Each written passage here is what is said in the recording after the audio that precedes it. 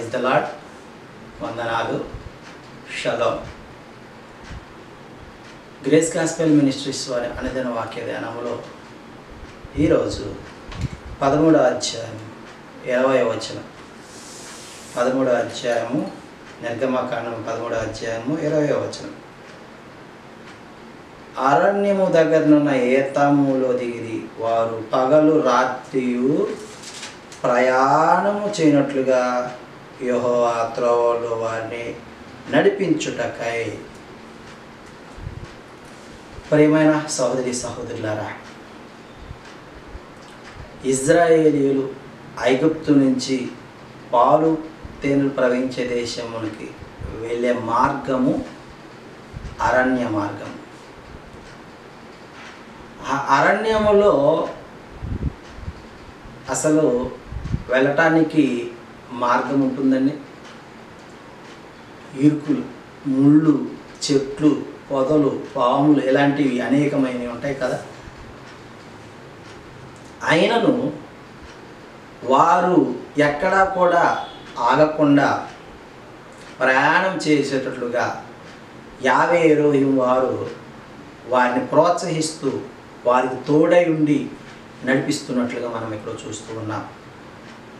ఏ విధంగా తోడై ఉన్నాడంటండి, ఏ విధంగా తోడై ఉన్నాడు, ఏ విధంగా వారికి సహాయం చేస్తూ ఉన్నాడు, ఏ విధంగా వారిని బలపరుస్తూ ఉన్నాడు అనే విషయాన్ని మనం ఇక్కడ చూద్దాం. 13వ అధ్యాయంలో పగటి వేళ మేఘస్తంభములోను వారికి వెలిగించుటకు, రాత్రి వేళ అగ్నిస్తంభములోను ఉండి వారికి ముందుగా నడుచుచూ వచ్చెను.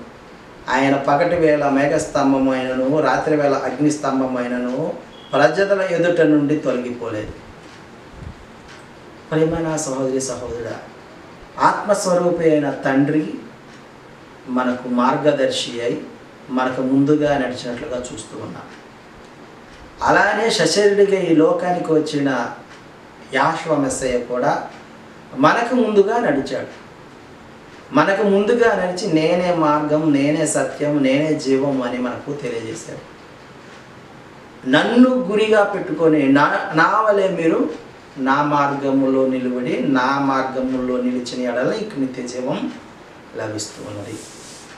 ఆయన మార్గంలో మనం నడిచినట్లయితే మరణపు ముళ్ళును ఆయన ఏ విధంగా విరిచాడో అదే విధంగా మనము కూడా అలాంటి మరణపు ముళ్ళును విరిచినట్టు వారమై నిత్య జీవం పొందుకునే వారంగా ఉంటామని లేఖన భాగం ద్వారా మనతో మాట్లాడుతున్నాడు. ఈ దినమున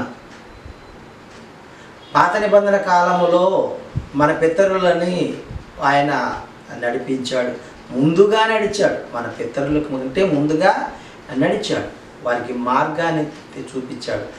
మేఘస్తంభమై అగ్నిస్తంభముగా వెలుగుచ్చుటకు, వారి మార్గము క్లియర్గా కనపడటానికి, ఎలాంటి ఇరుకులు, ఎలాంటి నష్టం వాటిల్లకుండా, ఎలాంటి బాధ కలగకుండా మరి వారిని నడిపించినట్లుగా మనం చూస్తూ ఉన్నాం.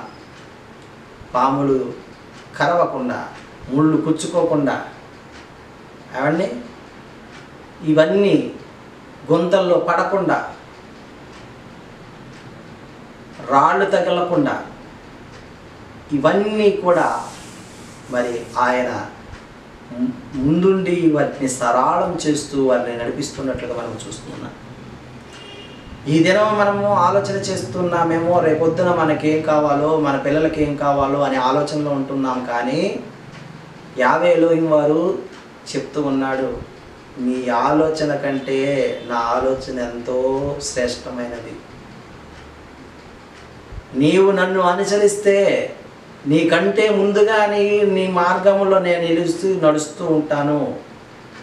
నీవు చాలా సరదాగా నీ మార్గంలో యందు నడిచి గమ్యాన్ని చేరుకోవచ్చు. ఆటపాటలతో శ్రమ కలగవచ్చు, కానీ ఆ శ్రమను నీకు మరి అలసట లేకుండా మరి పరిమళ భరితముగా చేసేవాడును నేనే అని యావే ఎలోహిం వారు సెలవిస్తూ ఉన్నారు. మన పితరులకు చేశాడండి ఆ విధముగా. పగిలే అగ్నిస్తంభముగా, రాత్రి పగలు మేఘస్తంభముగా, రాత్రి అగ్నిస్తంభముగా ఉండి నడిపించాడు. రాత్రి వెన్నెల దెబ్బను, పగల ఎండ దెబ్బను తగలకుండా కాపాడాడు. అన్నీ ముందే ఆయనకు తెలుసు. మనం అనుకుంటా మనకే తెలియదు. మనమే మన సొంత ఆలోచనలతో నాకు అది కావాలి, నేను ఇది చేసుకోవాలి, నేను అది అందుకోవాలి అని మనము ప్రయాసపడతాము. కానీ ఆయన చిత్తములో లేనిది ఏది కూడా మన ప్రయాసము వ్యర్థమే. కాబట్టి ప్రియ దేవుని సంగమా, ఇదేనో ఒక మాట తెలియజేస్తున్నాడు, నీకంటే ముందుగా నీ మార్గమును సరళం చేసేవాడిది నేను. కాబట్టి నీవు నన్ను అనుసరించు, నా మార్గములో నిలువు. అప్పుడు మీ పితరులకు ఇస్తానటువంటి పాలు తేనెలు ప్రవహించే దేశాన్ని వారికి అనుగ్రహించినట్లుగా నేను ఇప్పుడు మీకు అనుగ్రహిస్తాను. అలాంటి దేశమును, ఎన్నడూ మరణము లేని రాజ్యాన్ని నీకు ఇస్తాను అని ఈ లేఖన భాగం ద్వారా నీకు నాకు తెలియజేస్తూ ఉన్నాడు. ప్రియ సహోదరి సహోదరుడు, మనము ఆ పాలు తేనెలు ప్రవహించే దేశాన్ని, అలాగనే నిత్య జీవ రాజ్యాన్ని, ఎన్నడూ మరణమే లేని, ఎన్నడూ శ్రమలే లేని ఆ రాజ్యాన్ని చేరుకున్నటకు యావే ఎలోహిం వారు మనకు సహాయం దయచేయునుగాక. ఆమేన్.